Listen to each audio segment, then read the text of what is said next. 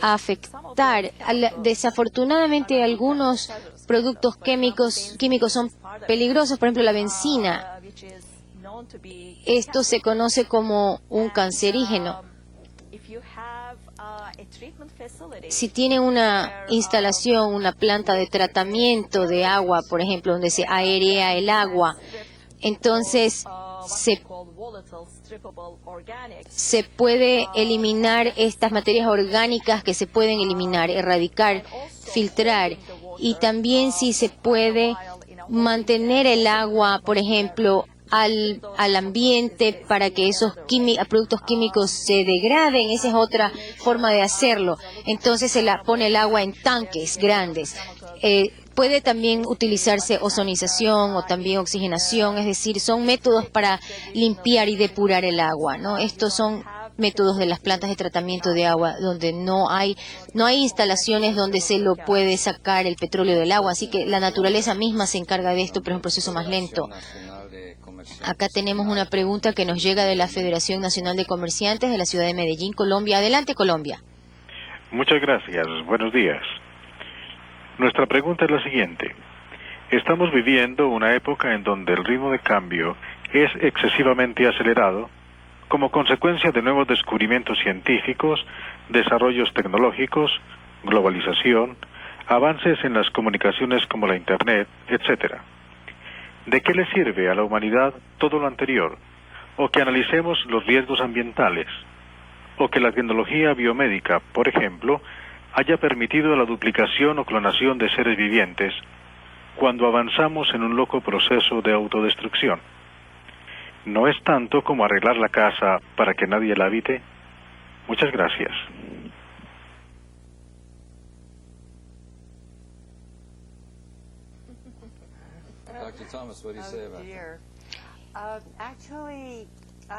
Bueno, en realidad, la actitud que tenemos hacia estas tecnologías deben ser positivas. Debemos, por supuesto, ser discretos y a la vez ser críticos en cuanto al uso de las herramientas que son realmente lo que son las tecnologías, ¿no? Son medios para llegar a un fin en nuestra sociedad. Y si seguimos la historia de las nuevas tecnologías a través de los tiempos, vemos que la actitud es muy importante. Cómo recibimos las tecnologías, cómo las tomamos, cómo las adoptamos, para poder crear y adaptarlas a configurar mejores situaciones para nosotros.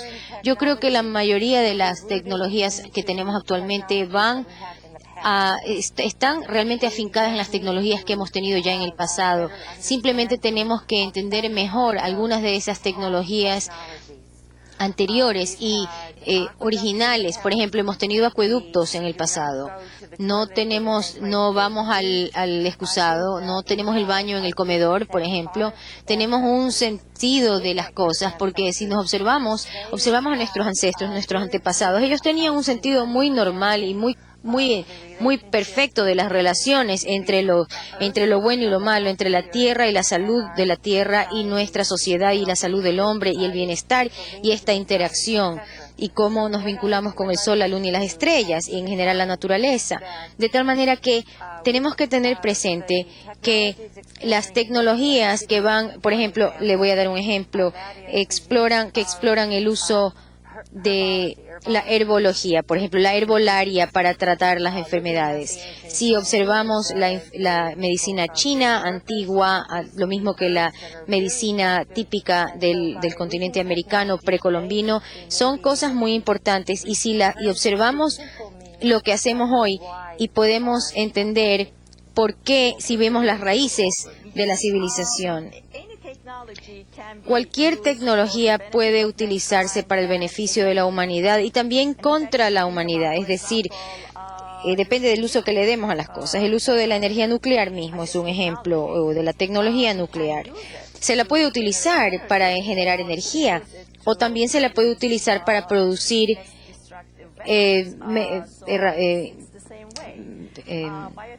bombas de destrucción masiva y todo lo que son armas que pueden destruir a la humanidad, pero también se puede utilizar esa tecnología para curar y para erradicar enfermedades, para corregir genes defectuosos, por ejemplo, para cambiar y trasplantar órganos con las nuevas tecnologías. Y también esta misma tecnología puede ser utilizada de una forma muy negativa si no se la controla adecuadamente, de tal manera que la tecnología no es lo único que no debe atemorizarnos, sino la forma en que la implantamos, que la aplicamos, que la utilizamos. Se nos ha acabado el tiempo. La siguiente pregunta nos llega de Ecuador, de MR y Compañía Consultores de la ciudad de Manta. Ecuador, adelante. Adelante, Ecuador. Muy buenos días. Les saludamos desde Manta, Ecuador, de MR y Compañía Consultores. La pregunta es la siguiente.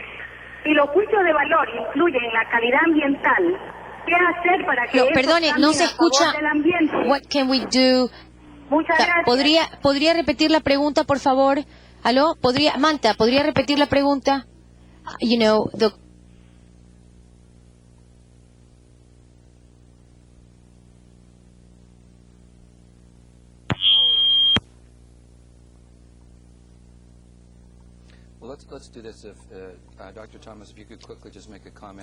¿Podría usted hacer un comentario rápido sobre las aplicaciones? Bueno, voy a verlo desde el punto de vista de la ciencia y de la ética en el lugar de trabajo, especialmente ahora que tenemos unas alianzas públicas y privadas. Es importante que a todo nivel, tanto los negocios como las ciencias, actúen en una forma ética, porque la sociedad a nivel de individuos, esto es importante. En la Sociedad Americana de Microbiología, de esto se hablaba mucho, de que los que publicaban documentos que tenían que ver con estos temas también deben contemplar y seleccionar artículos que tienen contenido ético, que tengan una ética sólida. Y hay varios niveles donde realmente tenemos que contemplar la ética y respetarla. La siguiente pregunta nos llega de la Universidad Nacional Autónoma de México, Facultad de Medicina Veterinaria y Zootecnia de México, Ciudad de México. Adelante, México. Muy buenos días. Buenos días. Sí, somos de la Facultad de Estudios Superiores Cautitlán, Estado de México. Ante todo, pues saludar al auditorio, y la pregunta es si nos pudiera comentar sobre el efecto de productos altamente comercializados y que son anunciados como seguros, ejemplo insecticidas sólidos como rayolitos, que al quemarse en el medio ambiente para alejar los insectos, contienen un altísimo contenido de elementos cancerígenos y tienen relación con el Hodgkin. O sea, para nosotros es muy importante que, bueno, la doctora en este caso nos comente la implicación de este tipo de productos que se anuncian como seguros.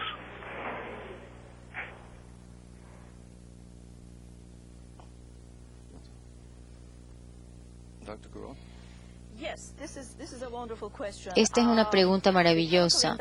La industria química en general saca a la venta una serie de compuestos nuevos cada año. Muchos de esos están ya probados, se les ha hecho ensayos al respecto sobre animales, sobre seres humanos, se los ha probado, se los ha ensayado en el ecosistema, pero muchos no han sido probados y no se saben cuáles son los efectos. Los productos que están allí y que nosotros creemos que son seguros se convierten en problemas. Y cuando descubrimos que ya son cosas no seguras, peligrosas, lo hacemos porque la ciencia está descubriendo y vemos las causas y el efecto, causa y efecto y las relaciones entre ese químico y el efecto que ha causado. Entonces son el momento en que se comienzan a estudiar los componentes ambientales. Y de esta manera encontramos que estos ya elementos son problema para el medio ambiente. Por ejemplo, el caso del DDT como pesticida. Nosotros pensábamos que estos eran seguros y luego descubrimos que no es nada seguro ni sano, que más bien es peligroso y muchos países ya incluso los han prohibido. No sé si en la India todavía lo tengan o lo hayan prohibido ya. Incluso muchos pesticidas clorinados.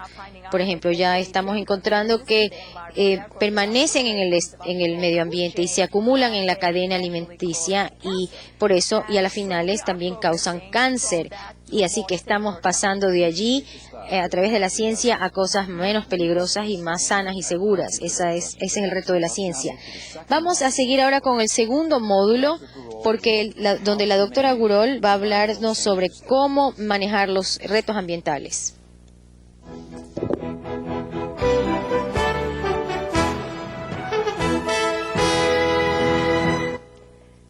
Gracias.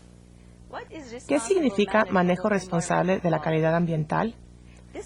Esta presentación intentará explicar este concepto, ofreciendo algunos ejemplos ilustrativos.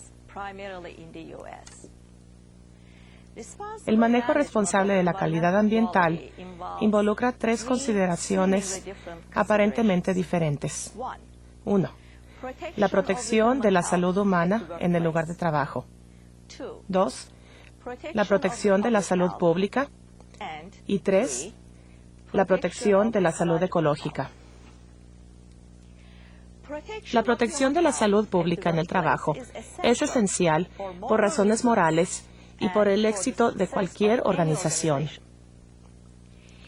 El mejoramiento de las condiciones en el trabajo eleva el bienestar personal y el ánimo de los trabajadores, resultando en una mayor productividad.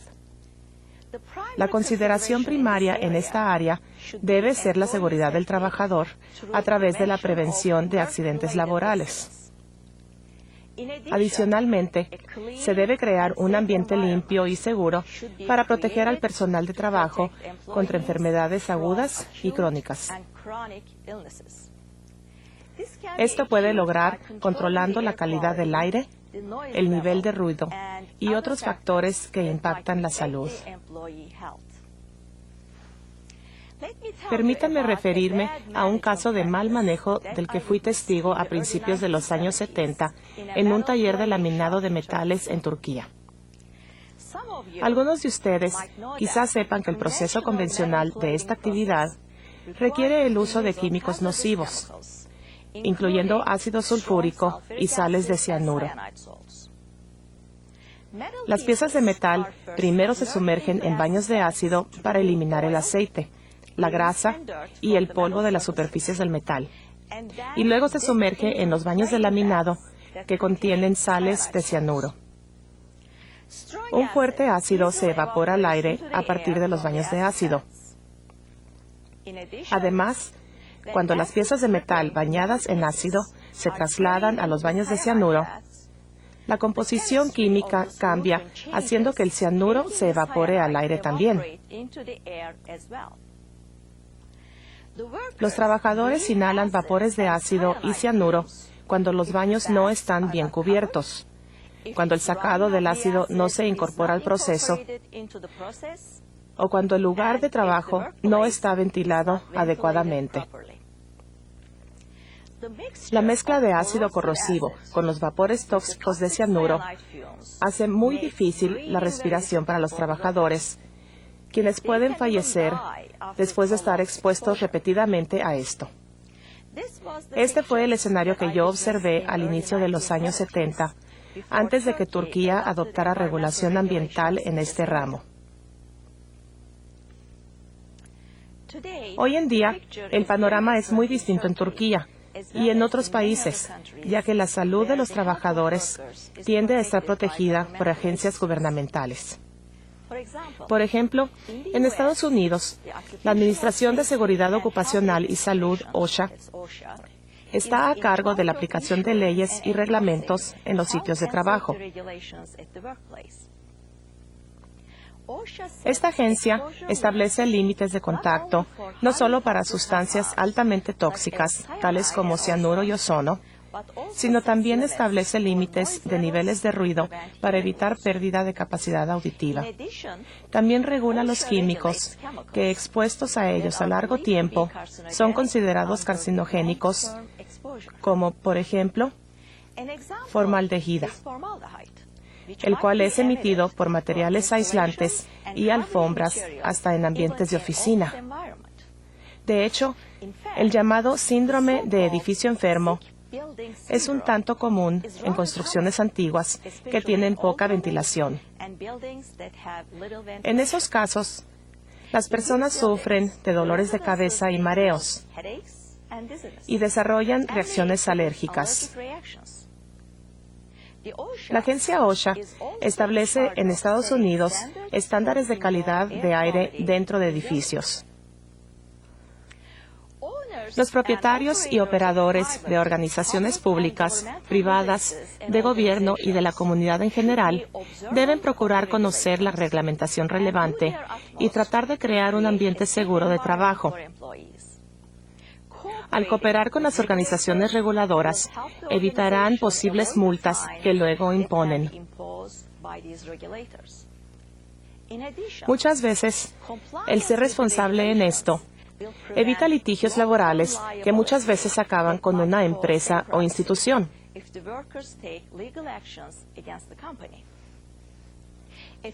Un próximo programa del International Training Center presentará con mayor detalle el cómo balancear la salud con las realidades del ambiente de trabajo. Una segunda consideración de responsabilidad de manejo de calidad ambiental es la protección de la salud pública. Las agencias gubernamentales generalmente son las encargadas de aplicar la reglamentación necesaria para proteger la salud pública. En Estados Unidos, la principal agencia que emite y aplica la regulación ambiental es la Agencia de Protección del Medio Ambiente, EPA.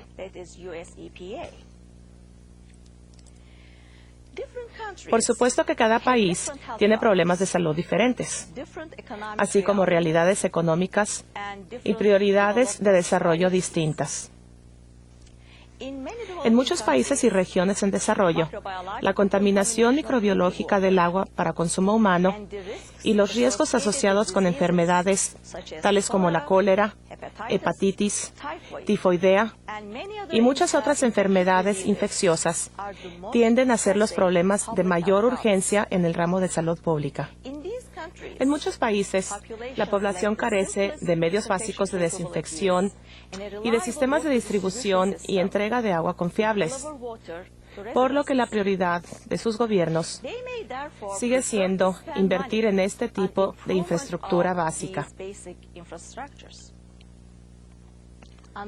Por otro lado, algunos otros países se preocupan por los efectos de salud a largo plazo producidos por los químicos que están presentes en cantidades minúsculas en el agua de consumo humano.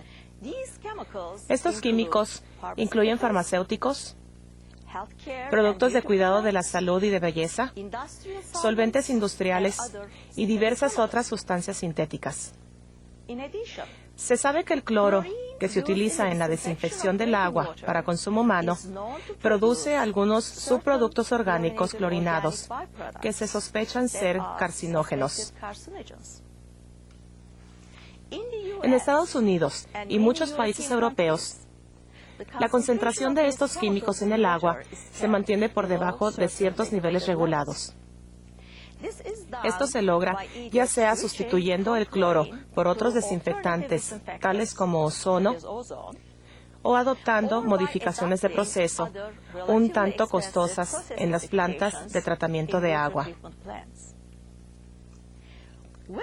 Ya sea que los problemas de país a país sean similares o muy diferentes, la reglamentación ambiental debe ser siempre flexible para poder incorporar las realidades locales y las prioridades económicas de cada caso. Por otro lado, los países en desarrollo pueden aprender muchísimo de las experiencias que han tenido los países desarrollados, con la sabiduría de no repetir sus errores. Por ejemplo, los países en desarrollo pudieran decidir darle más atención a la protección de sus recursos hidráulicos contra la contaminación química y biológica y no al tratamiento exhaustivo del agua después de que ha sido contaminada, ya que el tratamiento es más costoso que la protección del recurso.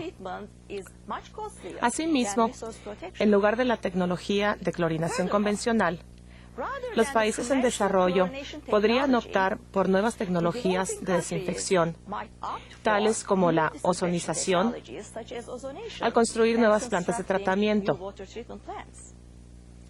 Esto les ayudaría a evitar costosas modificaciones de plantas posteriores. Permítanme referirme a un interesante estudio de caso como otra de las lecciones que se pueden aprender de las experiencias de los demás. Este caso involucra el éter metílico, MTBE, un químico utilizado como aditivo de gasolina. El caso se inició en los años 70 en Estados Unidos, cuando la agencia EPA decidió eliminar el plomo de la gasolina, ya que se descubrió que este causaba efectos adversos en las habilidades mentales de las personas expuestas. Las refinerías de gasolina necesitaban un reemplazo para mejorar el octanaje y para ampliar las reservas domésticas de gasolina. De esta necesidad surgió el MTBE, el cual se consideraba ser un químico muy seguro. MTBE comenzó a ser utilizado como aditivo de gasolina en 1979. En 1990, se estableció por ley el uso de MTBE, ya que este reducía emisiones de químicos, tales como el monóxido de carbono de vehículos, ayudando a reducir la contaminación del aire en zonas urbanas. El uso de MTBE se incrementó drásticamente. Se comenzó a agregar a la gasolina a niveles hasta de un 15%. Muchas personas comenzaron a quejarse por mareos, náusea y dolores de cabeza, culpando al MTBE. En 1996 se descubrió otro problema adicional. El MTBE comenzó a penetrar las reservas naturales de agua potable. Varios mantos subterráneos de agua comenzaron a recibir concentraciones de MTBE provenientes de rupturas en tanques de almacenamiento subterráneo de esta sustancia, líneas de conducción y centros ineficientes de manejo. Puesto que el MTBE es altamente soluble en agua, una vez que ingresó a los mantos de agua subterránea, se extendió rápidamente. A niveles muy bajos de concentración, el MBTE producía olor y sabor en el agua. Puesto que el MBTE no era biodegradable, no se desaparecía del agua subterránea, por lo que esta contaminación comenzó a causar el que muchos pozos de agua subterránea se cerraran en diversas comunidades. Muchas comunidades aún ahora continúan gastando dinero para eliminar el MBTE de su agua potable. La industria química se encuentra ahora en medio de un gran debate. La industria ha construido grandes plantas y complejos sistemas de distribución de MTBE, pero el MBTE muy posiblemente desaparecerá como aditivo en los próximos años, dejando la industria de producción de esta sustancia con una gran capacidad inutilizada. Este caso claramente demuestra la necesidad de contar con una evaluación de impacto ambiental amplia y sólida antes de implementar una decisión que involucre el uso generalizado de cualquier químico nuevo. La tercera consideración fundamental en el manejo responsable de calidad ambiental es la protección de la salud ecológica del medio ambiente. La salud ecológica se puede definir como el estado natural de nuestro hábitat virgen. Algunos pudieran considerar que la protección de la salud ecológica es en realidad un lujo para los países en desarrollo. Mas, sin embargo, la salud pública está directamente ligada a la salud ecológica. Por ejemplo, un desarrollador inmobiliario pudiera decidir construir sobre una zona de inundación algún proyecto comercial con hoteles y unidades habitacionales. Todas las aguas, tales como las corrientes superficiales y el escurrimiento de lluvia, fluyen a través de zonas de inundación y de humedad antes de llegar al océano. Las zonas húmedas sirven como un filtro, atrapando y eliminando muchos contaminantes, incluyendo diversos microorganismos, nutrientes, orgánicos tóxicos y metales generadores de enfermedades. De no ser por estas zonas, estos contaminantes llegarían fácilmente al océano. Los nutrientes estimulan el crecimiento de algas en el agua. Las personas que entran en contacto con este tipo de agua pueden enfermarse solo por estar expuestos a estas algas y a otros organismos generadores de enfermedades. Además, estos organismos y químicos tóxicos, cuando llegan al océano, son digeridos y acumulados por peces y mariscos, los cuales tienden a generar graves problemas de salud a las personas que los consumen.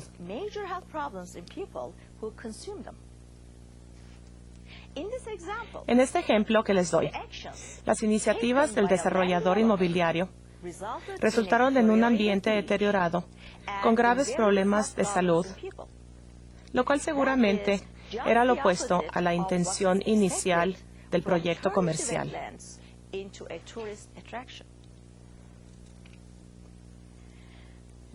Permítanme comentarles otro caso que ilustra cómo los países en desarrollo pueden aprender de los errores de muchas naciones industrializadas.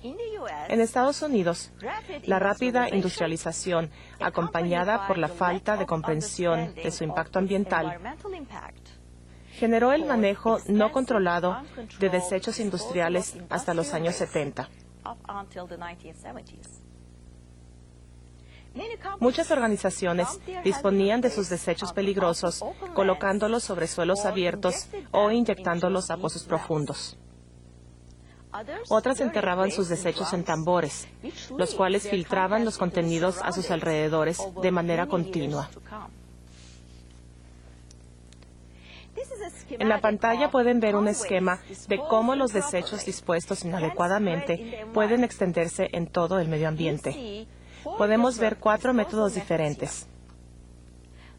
El desecho peligroso, líquido o sólido, se coloca en estanques abiertos de agua o se entierra en rellenos de tierra incontrolados.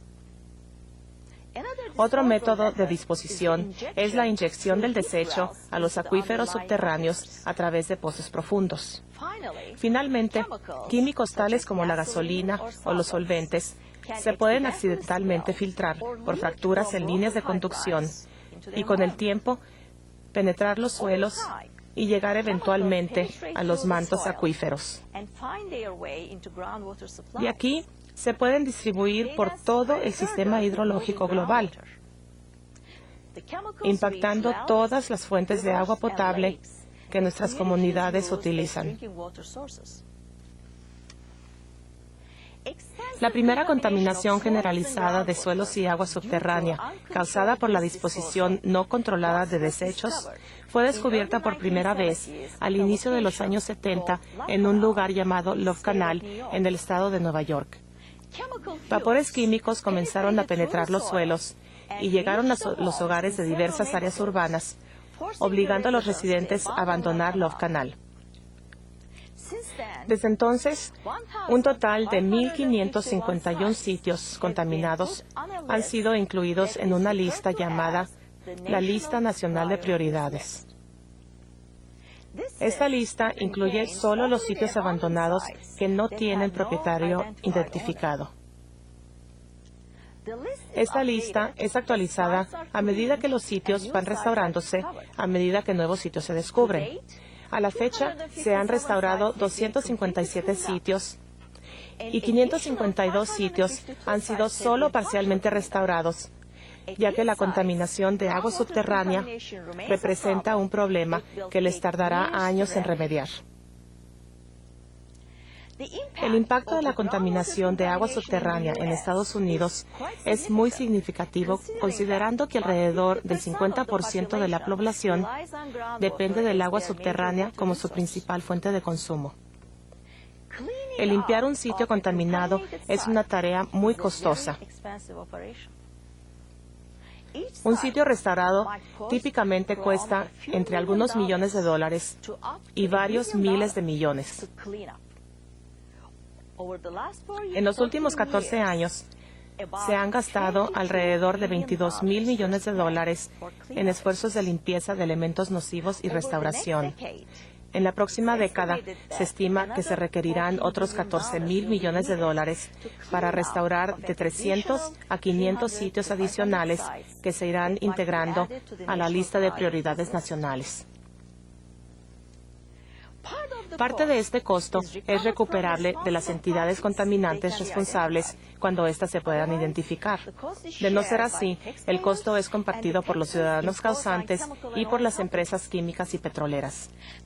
Pero la carga financiera final de un esfuerzo como este a cualquier país es muy fuerte. Muchas naciones en desarrollo no pueden absorberla, por lo que es crucial aprender de los errores de otros países para no cometerlos.